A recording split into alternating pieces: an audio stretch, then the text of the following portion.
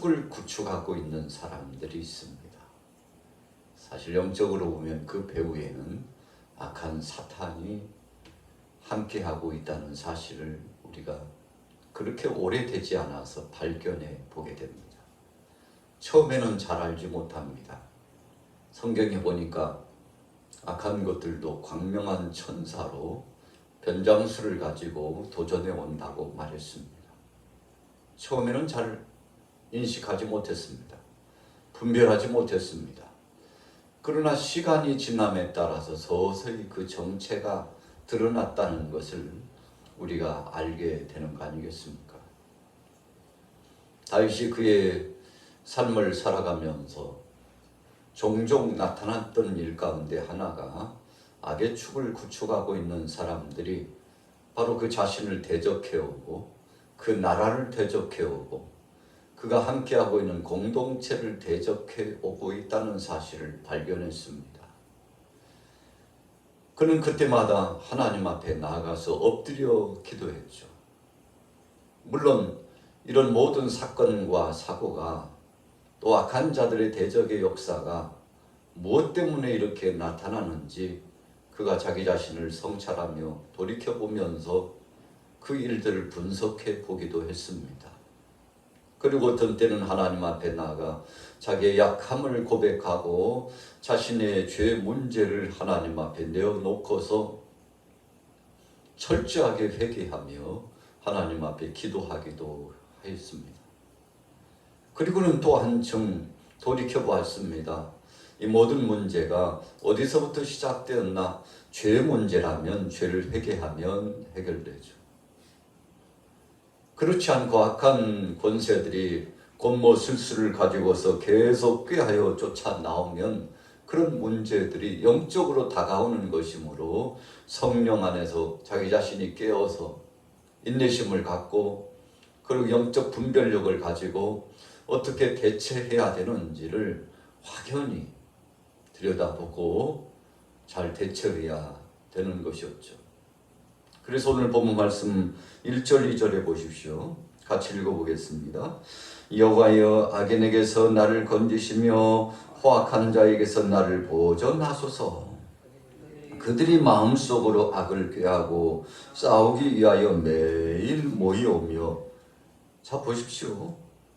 목적이 있습니다.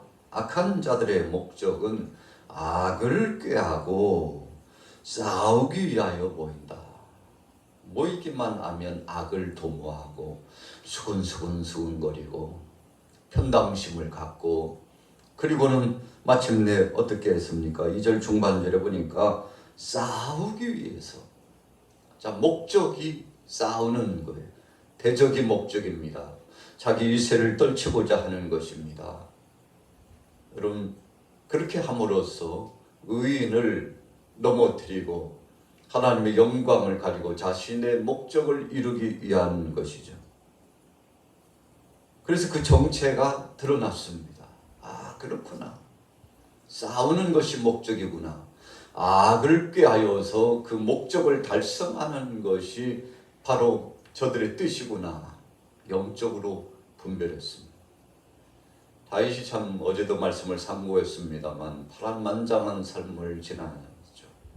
그래서 그때마다 하나님 앞에 기도하여 하나님의 도우심을 구하고 하나님께서 도와주심으로 말미암아 위기를 극복하고 승리할 수 있었죠. 오늘 본문도 다르지 않습니다.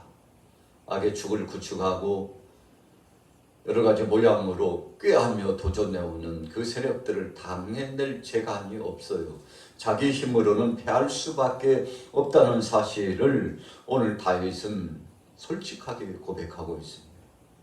여러분 기도하는 기도자는 지혜로운 것이 자기의 약함을 빨리 파악합니다. 뭐가 부족한지를 알아요. 악한 것이 덤빌 때, 악한 것이 공격해 올 때 어떻게 대처해야 피할 수 있으며 어떻게 해야 이길 수 있는지를 잘 분석하고 그리고 대처해 나가는 거죠.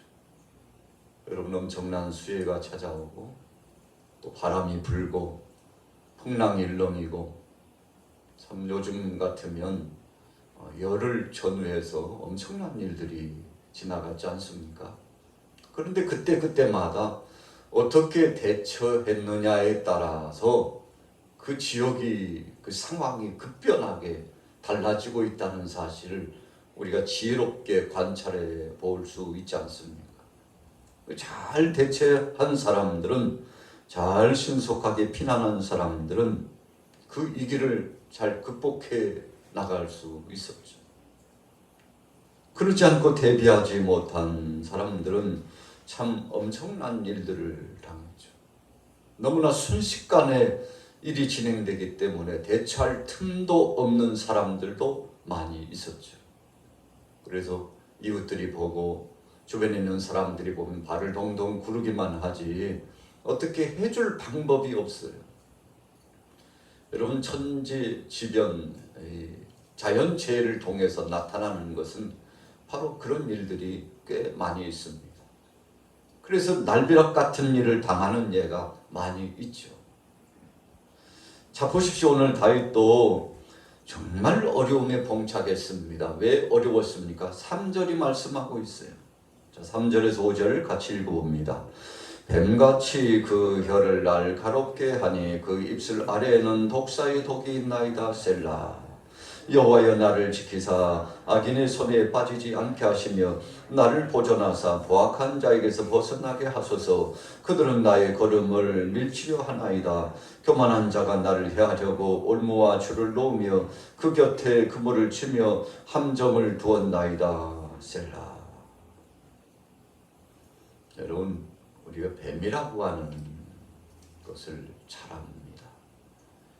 아주 오늘 본문에도 혀를 날카롭게 했다 그랬는데, 좌우로 혀를 내름거리면서 공격해 올 때는 참 대단합니다. 여러분, 그렇게 빠를까 생각했는데 얼마나 신속한지 몰라요. 우리가 산을 오르거나 들녘을 거닐다가 이 뱀 소리를 들으면 눈으로 보기 전에 소리가 먼저 들릴 때가 많습니다. 스스럭 하고 지나가는데 참 얼마나 빠른지요. 자, 오늘 다윗이 영적으로 사탄이 공격해 올 때, 악한 자가 공격해 올 때 이 뱀과 같다고 표현하고 있습니다. 여러분, 그래서 참 순식간에 이동해 나가고 또 공격해 오는 것을 보면 참 그 모습이 사탄의 형상, 약한 귀신의 역사가 그렇게 공격해 오는 것이구나 생각을 하게 되는 것이죠. 자, 혀를 날카롭게 하고 입술 아래는 독사의 독이 있다고 했는데, 자, 해칠 목적입니다. 여러분, 우리가 이렇게 사상적으로나 학문적으로도 뭔가 상대를 비평해 가지고 유익을 주고 조언을 해주기 위한 목적도 있지만, 때로는 여러분, 상대를 해할 목적으로 비난하는 사람들이 꽤 많습니다. 비난이 목적이에요. 상대를 해치는 것이 목적입니다. 그러니 여러분, 살리는 역사가 아니고 죽이는 역사죠. 그래서 어떤 사람들은 주위의 사람들을 살리고 회복시키고 위로를 주고 평강으로 함께하고, 그래서 야, 참 저런 사람이 많았으면 좋겠구나 할 때가 있고, 어떤 때는 해할 목적으로 문제가 문제로 진행돼 가지고 문제로 끝나버리는 참 안타까운 상황들이 많이 있지 않습니까? 그런 사람들을 보면 참 우리가 보기에도 그 상대를 볼 때 안타까움을 금할 수 없죠. 왜 그렇습니까? 목적이 해할 목적이기 때문에. 예수님께서도 요한복음 10장 10절에 분명히 말씀하셨죠. 도둑이 오는 것은 그 목적이 있는데 도둑질하고 죽이고 멸망시키는 것이다. 여기서 말하는 도둑은 사탄을 말하는 거죠. 거짓 적그리스도들을 의미하는 것입니다. 거짓 선지자를 말하는 것이죠. 그래서 양떼들을 늑탈해 가는데 얼마나 해할 목적을 가지고 도전해 오는지 적지 않게 큰 피해를 입고 결국은 그 생명까지도 노리는 그들의 세력을 보게 되죠. 자, 오늘 흡사하게 나타나고 있죠. 악인의 손에서 빠지지 않게 하옵소서. 나를 보존해 주옵소서. 포악한 자들에게서 벗어나게 하옵소서. 하나님 나의 걸음을 지켜주시옵소서. 저들이 밀치려 합니다. 참 며칠 전에도 가장 가까이 있는 사람 남편이 아내를 죽이려고 바닷가에 데리고 가가지고 밀치고서 그리고는 빠뜨려가지고 그것도 돌로 쳐서 죽이려고 참 했다는 그 사실이 처음에는 몰랐는데 나중에 CCTV를 통해서 발각이 됐지 않습니까? 여러분, 해할 목적으로 해칠 목적이었어요. 악한 자들의 목적은 그렇습니다. 나의 걸음을 밀치려 합니다. 다윗이 의로운 심정으로 하나님 뜻대로 잘 살아가고 있는데 해칠 목적으로 오는 자를 어떻게 참 방어하기가 쉽지 않아요. 너무너무 힘든 거예요. 이런 목적이 상대를 이롭게 하고 공동체를 정말 유익하게 하고 그럴 목적이라면 얼마나 좋겠습니까? 그러나 그 끝장이 좋지 못해요. 여러분, 하나님 영광도 아니고 공동체를 유익하게 할 목적도 아니고 사람들에게 위로를 주고 그리고 십자가의 은혜 그 사상에 주님처럼 사랑을 가지고 나아가서 끝까지 인내하면서 상대를 존중해주고 그리고는 마침내 아름답고 복된 열매를 얻게 하고자 하는 그 헌신적인 역사, 여러분 그런 역사는 100번이고 1000번이고 10,000번이고 박수를 쳐주고 참 대단한 사람이라고 저런 사람들이 많아져야 세상은 밝아진다고 그러잖아요. 그러나 시간이 지나도 그렇게 시간이 지나도 변화될 줄 모르고 끊임없이 악의 축을 구축하고 모해하고자 공격해 나가는 사람들을 보면 참 한숨이 절로 나오고 숨이 턱턱 막히고 여러분 그런 공격이 있는데 오늘 다윗이 그런 공격을 받았어요. 5절에 보십시오. 교만한 자가 나를 해하려고 올무와 줄을 놓으며 그 길 곁에 그물을 치며 함정을 두었나이다. 자, 목적이 해야 할 목적이라면 여러분 뻔한 답이 나와 있는 것이죠. 6절에 보세요. 내가 여호와께 말하기를 주는 나의 하나님이시니 여호와의 나의 간구하는 소리에 귀를 기울이소서 하였나이다. 내 구원의 능력이신 하나님. 여러분 견인의 역사는 대단한 힘을 발휘합니다. 구원의 역사는 하나님의 견인이에요. 신학적인 용어로서 하나님께서 강권적인 능력으로 끌어올려 주신다. 그렇게 표현하는데 여러분 죽을 것만 같았는데 이제는 끝장날 것 같았는데 하나님이 개입해 주셔가지고 살리시고 평화롭게 하시고 위로를 더하시고 치유하시고 강건케 하시고 얼마나 감사한지요. 오늘 여러분들이 오늘 하루의 일상에서도 이런 기적의 역사를 많이 체험하기를 축복합니다. 다윗이 하나님의 손길을 경험했어요. 7절 중반절에 전쟁의 날에 주께서 내 머리를 가려주셨습니다. 멀리서 포가 쏘아 올려지는데 화살이 창이 던져져서 기습하는데 여러분 순식간에 머리가 터지고 깨어지는 사람들 많아요. 전쟁터에서는 이런 일들이 비일비재합니다. 다윗이 하나님 앞에서 주여 내 머리를 가려주셨습니다. 화살이 시위를 떠나가지고 화살 쪽에 날라오는데 방패로 막았으면 좋겠습니다만 머리에도 눈이 있는 건 아니에요. 싸우다 보면 피할 것이 있고 피하지 못할 때가 있는데 여러분 하나님이 보존해 주시지 않으면 죽을 수밖에 없는 절체절명의 위기감 속에 있는데 언제 그랬냐는 듯이 하나님이 보호해 주셔가지고 몸을 움직였는데 화살촉이 지나갔어요. 우리가 뭐라고 고백합니까?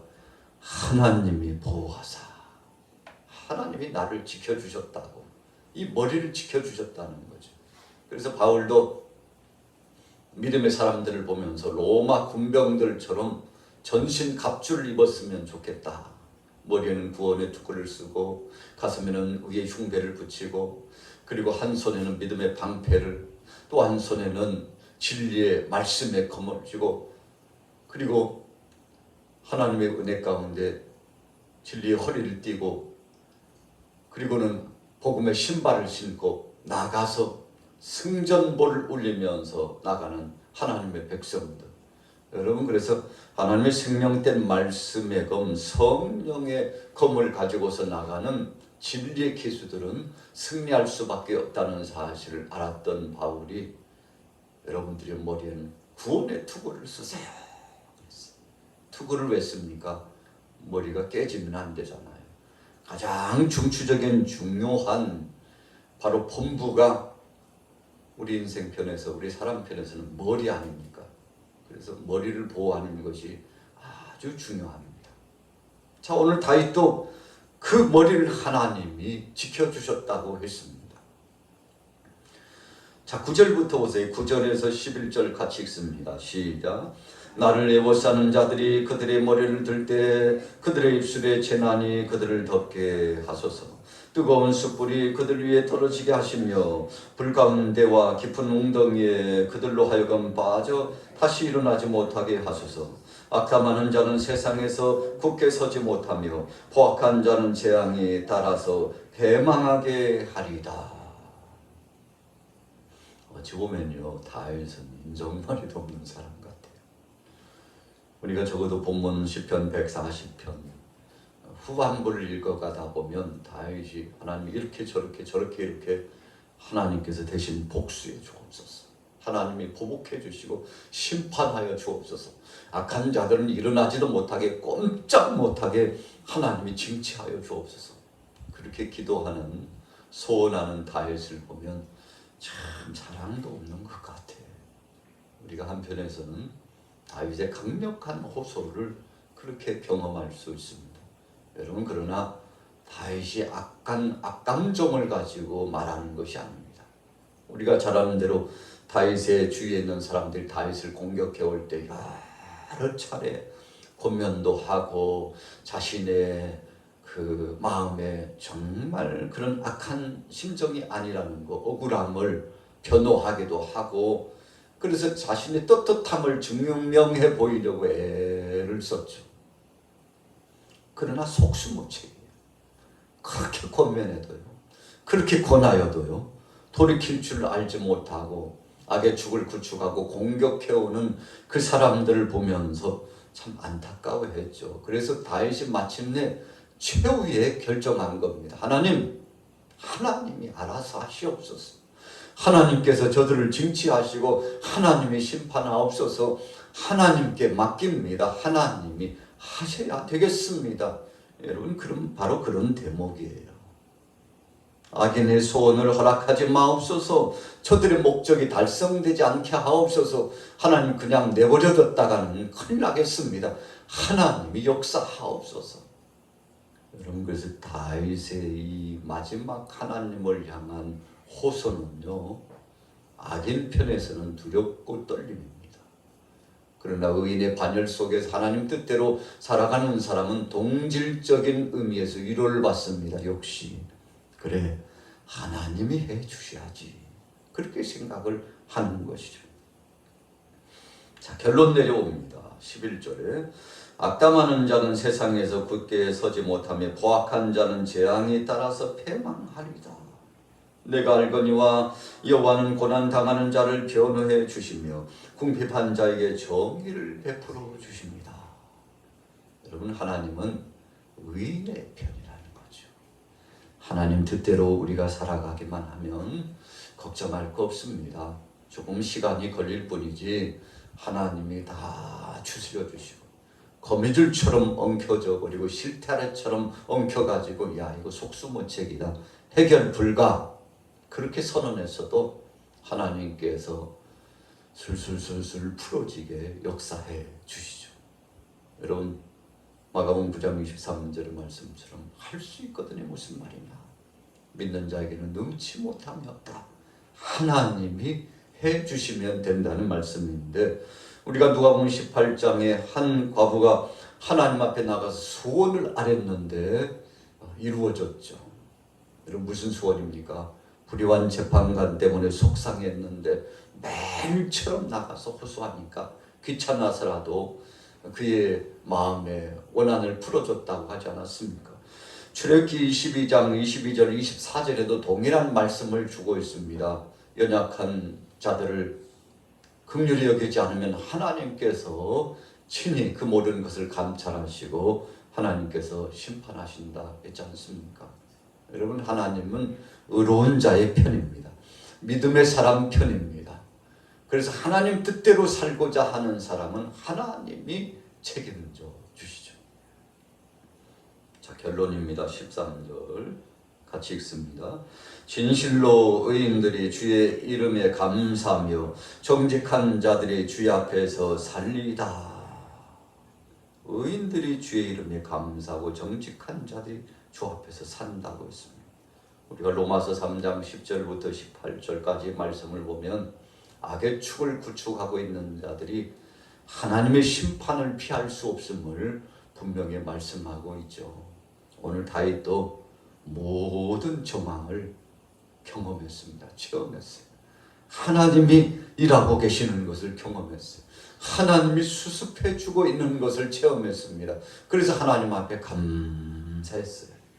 그리고는 정직한 자들이 주 앞에서 살 것이다. 여러분 의인의 반열을 책임져 주시는 하나님을 체험했는데 오늘 하루도 여러분들의 모든 일상이 그런 삶이 되기를 원합니다.